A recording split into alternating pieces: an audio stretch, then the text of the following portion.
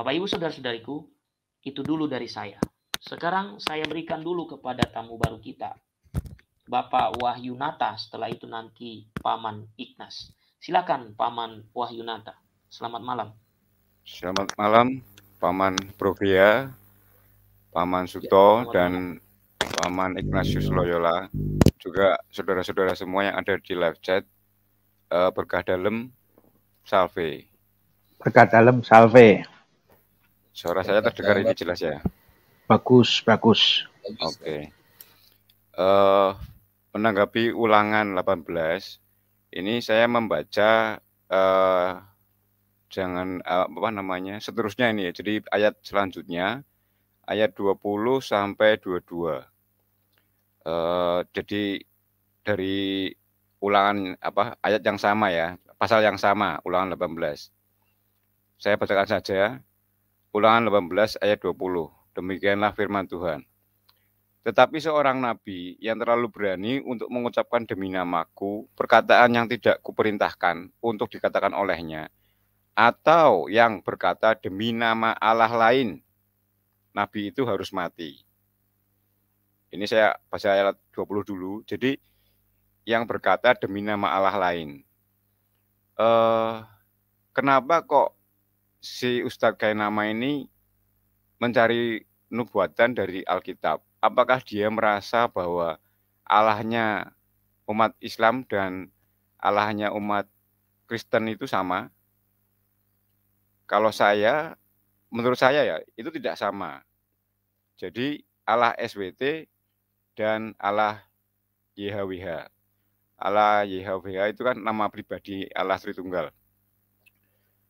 Kalau Allah SWT itu, jadi jangan gara-gara namanya sama-sama disebut Allah atau ejaannya sama ALLAH, Allah gitu, terus disama-samakan. Karena bukan dari nama harusnya, tapi dari ajarannya. Itu kan bisa kelihatan. Allah yang ada di dalam Alkitab itu mengajarkan jangan beristri satu, ya. Kemudian jangan mengingini istri sesamamu manusia. Sedangkan Allah SWT saja dia menyetujui untuk Muhammad menikah dengan istrinya, anak angkatnya, Said, kalau tidak salah. Jadi sudah berbeda. Kemudian surganya juga berbeda. Surga Allah dalam Alkitab itu tidak ada kawin-mawin. Kemudian surganya Allah SWT itu ada 72 bidadari. Kemudian masih banyak lagi. Untuk yang Allah SWT di dalam surah Maryam itu menginginkan pengikutnya masuk neraka. Surah Maryam 71. Sedangkan Allah dalam Alkitab menginginkan manusia yang percaya kepadanya beroleh hidup kekal bangkit pada akhir zaman. Itu ada di Yohanes 6 ayat 40. Ayat 39 ayat 40. Jadi sudah pasti beda. Jadi jangan berharap, semestinya Ustadz Kainama itu jangan berharap bahwa Allahnya itu sama. Ya. Sangat berbeda, bertolak belakang. Jadi itu malah memenuhi ayat selanjutnya dari ulangan 18. Jadi tadi yang ayat 20 kan, seorang nabi yang terlalu berani mengucapkan demi namaku, atau yang berkata demi nama Allah lain, nabi itu harus mati. Kemudian ayat 21, jika sekiranya kamu berkata dalam hatimu, bagaimanakah kami mengetahui perkataan yang tidak difirmankan Tuhan? Ya, ini Allah dalam Alkitab ulangan 18 ini memberikan kriteria nabi yang dimaksud itu siapa dan nabi yang tidak dimaksud itu siapa, itu di ayat 21 ini ya.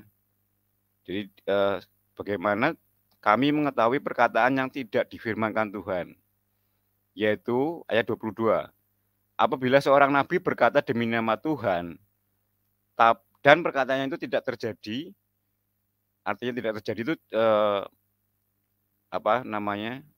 mukjizat, dan tidak sampai itu adalah nubuat. Jadi tidak bisa bermukjizat dan tidak bisa bernubuat. Maka itulah perkataan yang tidak difirmankan Tuhan. Jadi alias nabi palsu. Jadi nabi yang tidak bisa bermukjizat dan tidak bisa bernubuat itu adalah nabi palsu. Ayat 22 mengatakan demikian. Lanjut. Dengan terlalu berani nabi itu telah mengatakannya, maka janganlah gentar kepadanya. Jadi kalau Ustadz Kainama hanya mengambil satu ayat untuk meloloskan nabi, meloloskan Mr. M menjadi nabi nubuatan dalam Alkitab, itu jelas gagal total. Demikian, itu saja yang ingin saya sampaikan. Terima kasih Paman. Ya, terima kasih Paman Wahyunata. Silakan Paman Ignas, karena nanti setelah ini agak panjang lagi saya ini. Silakan Paman. Ya, terima kasih Paman DG, dan selamat malam Pak Wahyunata. Shalom. Shalom, selamat malam Paman. Malam, Pak. Ya, terima kasih.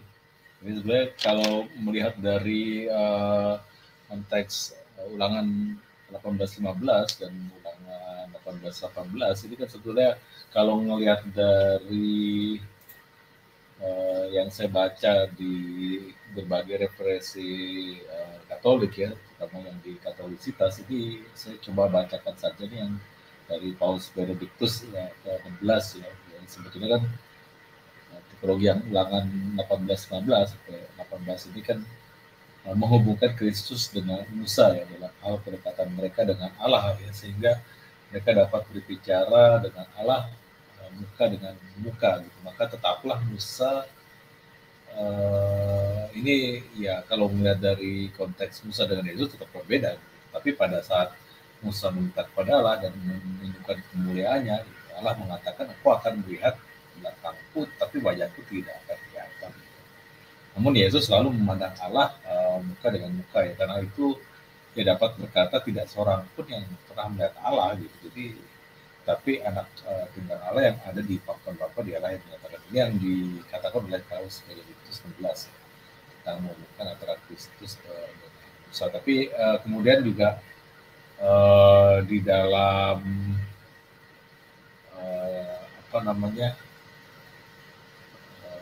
Ayub ya 18 gitu ya, sebelum kan ini kelihatan bahwa demikianlah bahwa Allah akan menaruh firman-Nya ya di dalam mulut sang nabi, dan ia akan mengatakan segala yang diperintahkan oleh Allah.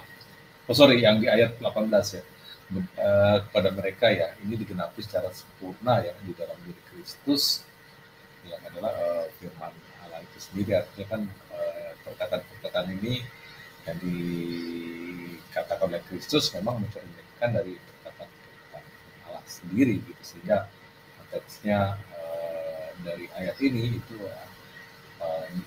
Allah menaruh firman-Nya ya sebetulnya kan di dalam mulut sang nabi.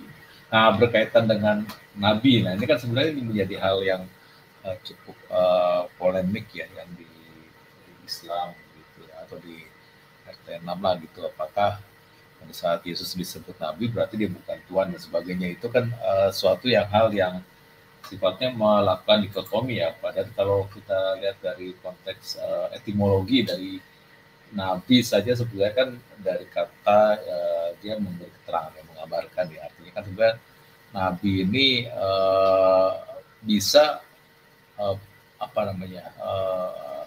disematkan pada seorang sebetulnya, seorang yang mungkin bisa jadi penyematan itu dilakukan oleh satu kelompok ya, atau satu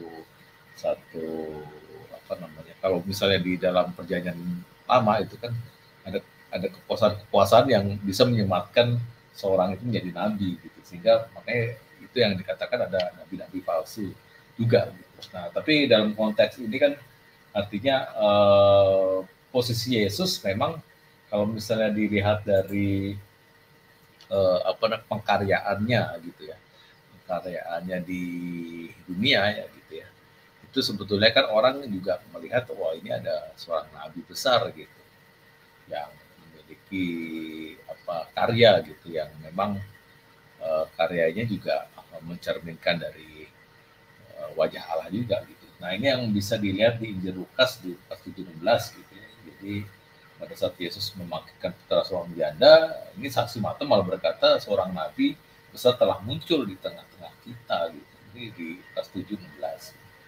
Kemudian juga yang di Lukas 24:19 gitu bahwa Yesus juga dikatakan oleh nabi gitu. Apa yang terjadi dengan Yesus orang Nazaret, dia adalah seorang nabi yang berkuasa dalam pekerjaan dan perkataan di hadapan Allah ya, di depan seluruh bangsa. Tapi konteks Lukas 7 dan Lukas 24 ini kan sebetulnya memang pola hubungan yang sebetulnya dari mereka-mereka ini belum mengenal ya Kristus ya secara lebih dalam ya, beda dengan rasul-rasul Kristus kan yang dia mengenalnya jauh lebih dalam dan mengetahui gitu bahwa Yesus pun juga tidak sekedar nabi gitu. Itu bisa dibaca di dalam Injil gitu bahwa karya-karya Kristus pun juga mencerminkan tidak hanya pekaryaan yang memang diwahyukan oleh Allah, tapi juga mencerminkan Allah sendiri dari perkataan-perkataannya yang memiliki integritas keilahiannya gitu. Makanya kan kalau di dalam Yohanes 5:18 itu kan jelas gitu ya. Pada saat perkataan Kristus kan banyak sekali orang itu menolak ya, terutama orang-orang Yahudi yang menentangnya gitu ya. Jadi dianggap perkataan Kristus itu menganggap dirinya sebagai Allah kan gitu. Padahal sebetulnya kalau misalnya didalami gitu dari sisi itu gitu, ada sisi-sisi keilahian sebetulnya. Kalau misalnya dari orang-orang Yahudi itu mengenal Kristus secara lebih dalam dan menerima ya, kadang-kadang kita kan sesuatu yang tidak logis yang itu kan kurang menerima ya gitu.